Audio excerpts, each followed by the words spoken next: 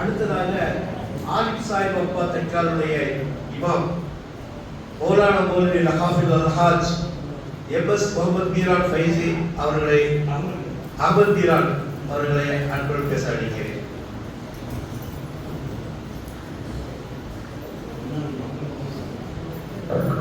அல்ஹம்துலில்லாஹ் வஸ்ஸலாத்து வஸ்ஸலாமு அலா ரசூலில்லாஹ். அஸ்ஸலாமு அலைக்கும் வரஹ்மத்துல்லாஹ்.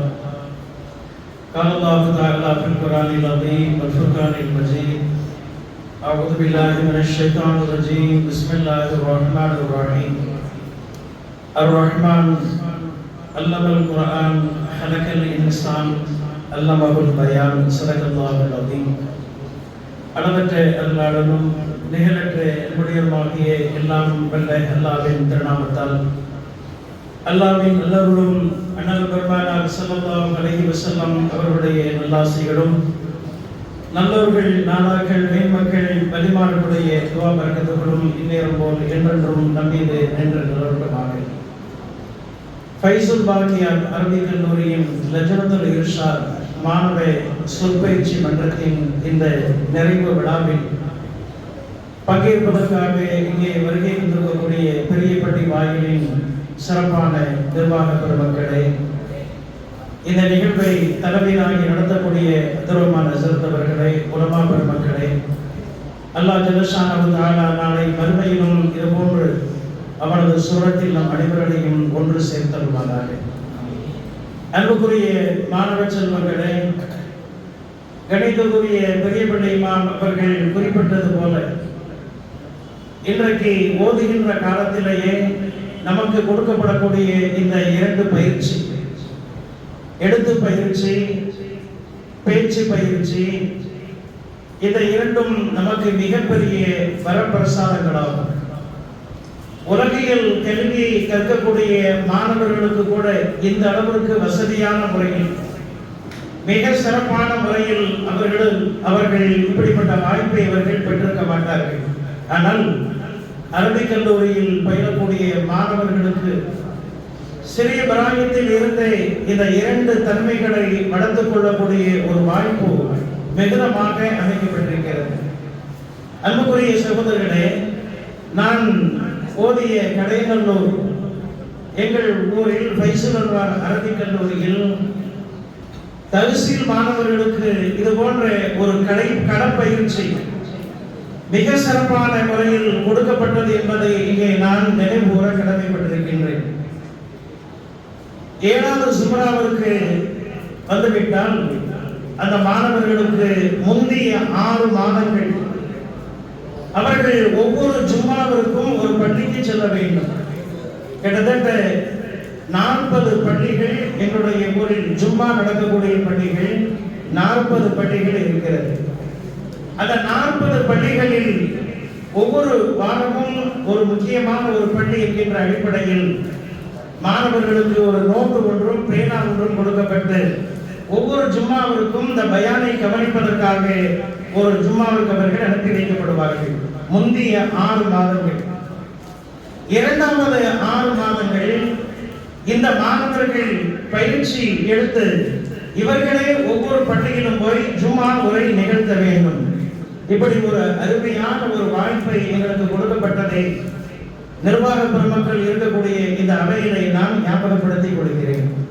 அன்புக்குரிய சகோதரர்களே, ஹஸரத் அவர்கள் பெரியப்பள்ளி இமாம் அவர்கள் சொன்னார்கள், நாம் எந்த வாரம் பேச போகின்றோமோ அந்த வாரம் தான் நமக்கு ஏதாவது தலைவலி வரும், வயிற்று வலி வரும் என்று சொன்னார்கள். அப்படி பல நபர்கள் இப்படிப்பட்ட வாய்ப்பை இழந்து இருக்கின்றார்கள் என்பதை கவலையோடு நினைவு கூறுகின்றேன். எங்களோடு ஓதிய ஒரு மாணவர் ஒவ்வொரு வாரமும் இப்படி ஏதாவது ஒரு சாக்கு போக்கு சொல்லி அவர் விடுமுறை எடுத்துக் கொள்வார். இன்று அவர் கிட்டத்தட்ட பட்டம் வாங்கி 30 ஆண்டுகளை நெருங்கக்கூடிய இந்த காலகட்டம் வரையிலும் அதனுடைய பலாபலனை அவர் அனுபவித்துக் கொண்டிருக்கிறார். இமாமத்திற்கு எங்கும் செல்ல முடிவதில்லை. ஒரு பள்ளியிலே மொத்தீனாக வேலை பார்க்கக்கூடிய, அது தவறான வேலை அல்ல, ஒரு மார்க்க ரீதியான வேலைதான்.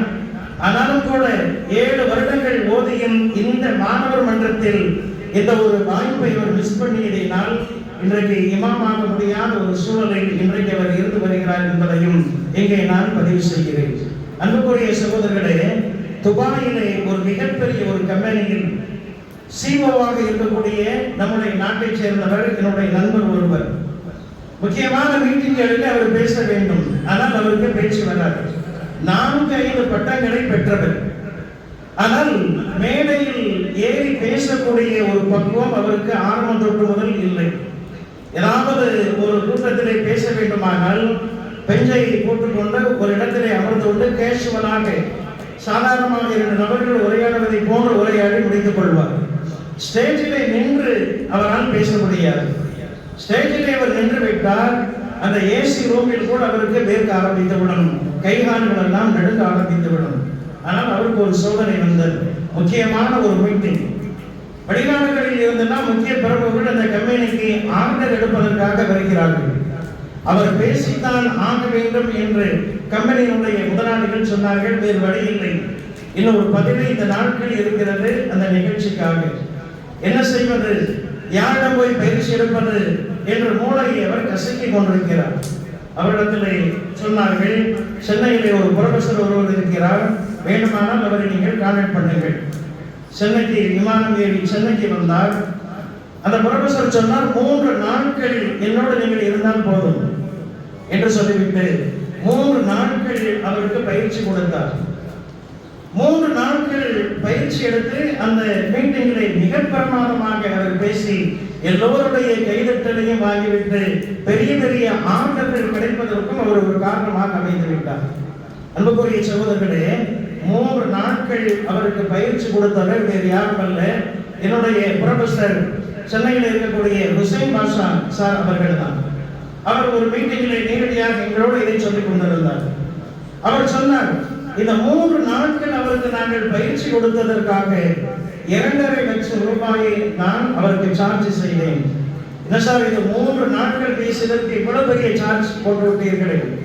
வந்த நபர் பெரிய நபராக இருந்தால் சார்ஜும் பெரிதாகத்தான் இருக்கும் என்று சிரித்து கொண்டே சொன்னார். அன்புக்குரிய சகோதரர்களே, இன்றைக்கு ஸ்பீச்சிங் தெரப்பி என்கின்ற ஒரு தெரப்பி இன்றைக்கு பெரிய பெரிய நகரங்கள் எல்லாம் இன்றைக்கு இருக்கிறது. எப்படி பேச வைக்க வேண்டும் என்பதை சொல்லித்தரக்கூடிய, அதற்கு பெரும் கட்டணங்களை கட்டி பயிற்சி பெறக்கூடிய பெரும் பெரும் நிறுவனங்கள் எல்லாம் இன்றைக்கு சென்னையில் இருக்கிறது. ஆனால் அல்லாஹ்வுடைய கிருபையிலே எல்லாவற்றையும் இலவசமாக பெறுவதை போல இந்த மார்க்க கல்வி சம்பந்தப்பட்ட இந்த விஷயத்தில் உங்களுக்கு இலவசமாக மிக மிக சிறப்பாக இந்த பேச்சு பயிற்சி இங்கே கொடுக்கப்படுகிறது என்று சொன்னால் உண்மையிலேயே இதை ஒரு பாக்கியமாக நீங்கள் கருதி கொள்ள வேண்டும். நாம் எல்லாம் கேள்விப்பட்டிருப்போம், டாக்டர் ஜாகிர் அஹ்மத், டாக்டர் ஜாகிர் நாயிக். அவர் வேறொரு கொள்கையில் இருந்தாலும் கூட அவரிடம் நமக்கு ஒரு சில படிப்பினை இருக்கிறது. அவர் டாக்டரான பின்னர் இளைஞராக இருக்கின்ற பொழுது பேச வேண்டும் என்று அவருக்கு ஆர்வம். ஆனால் அவரால் பேச முடியாது, திக்கி தான் பேசுவார். டாக்டர் அகமது தீதான் அவர்கள் சவுத் ஆப்பிரிக்காவில் இருந்து பம்பாய்க்கு வருகின்ற பொழுது அந்த நிகழ்ச்சியை ஒருங்கிணைக்கக்கூடிய பொறுப்பு இவருக்கு தான். பேச வேண்டும் என்ற ஆசையானால் அவரால் பேச முடியாது. மைக்கை பிடித்துக் கொண்டு கொஞ்சம் கொஞ்சமாக அவர் அகமது தீதான் அவர்களிடத்திலே பக்குவம் பெற்று பயிற்சி எடுத்து இன்றைக்கு நாமெல்லாம் கேள்விப்பட்டிருப்போம், உலகளாவிய அளவில் ஒரு தாழ்வாவை செய்து கொண்டிருக்கக்கூடியவர் டாக்டர் ஜாகிர் நாயிக். ஒரு இடத்தில் இவர் பேசுகிறார் என்றால் லட்சக்கணக்கான நபர்கள் அங்கே அமர்ந்து மிக மிக காது கொடுத்து அமைதியாக கேட்டுக் கொண்டிருப்பார்கள். அவ்வளவு சிறப்பான ஒரு பேச்சு. அவர் கொள்கை வேறு, அது வேறு விஷயம். ஆனால் உலகளாவிய அளவில் இன்டர்நேஷனல் தரத்தில் தாழ்வாவை பல நாடுகளுக்கு மத்தியிலே செய்து பல நபர்கள் மார்க்கத்திலே இணைவதற்கு காரணமாக அமைந்தவர் அவர்.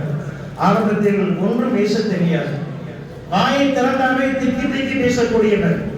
சிறிய பிராயம் முதல் ஒரு மிகப்பெரிய பேச்சாளராக விளங்கிய அகமது தீதான் அவருடைய பேச்சை கவனித்து இன்றைக்கு உலக தரத்திலே பேசக்கூடிய ஒரு நபராக அவர் ஆகிவிட்டார் என்பதை பார்க்கின்ற பொழுது அல்லாஹ்வுடைய கிருபையிலே இந்த வயதிலே நீங்கள் எடுத்துக்கொள்ளக்கூடிய இந்த சிறப்பான இந்த பயிற்சி நாளைய காலத்தில் உங்களுக்கு மத்தியில் இந்த சமுதாயத்திலே உங்களை மிகப்பெரிய ஸ்பீக்கர்களாக, மிகப்பெரிய தாயிகளாக, சர்வதேச தரத்திலே நீங்கள் தாவா செய்வதற்கு இந்த இடம் உங்களுக்கு களமாக அமைத்துக் கொடுக்கும் என்பதில் இந்த சந்தேகமில்லை. எல்லாம் அல்ல அல்லாஹ் ஜல்லஷானஹு தஆலா நம் அனைவருடைய சேவையை ஏற்றருள் புரிந்து இந்த இல்மை ஏற்றருள் புரிந்து உங்கள் வாழ்க்கையிலும் நம் அனைவருடைய வாழ்க்கையிலும் பரக்கத்துகளை செய்தருள்வானாக. அஸ்ஸலாமு அலைக்கும் வரஹ்மத்துல்லாஹி தஆலா வ பரகாத்துஹு. பேச்சாற்றல் எந்த அளவுக்கு அவசியம் என்பதை மிக அழகாக நமக்கு சொல்லித் தந்தார்கள். இன்ஷா அல்லாஹ் அதை மனதில் நாம் உள்வாங்கி நாமும் ஒரு பேச்சாளராக வேண்டும் என்று முடிவெடுக்க வேண்டும் இந்த தருணத்தில்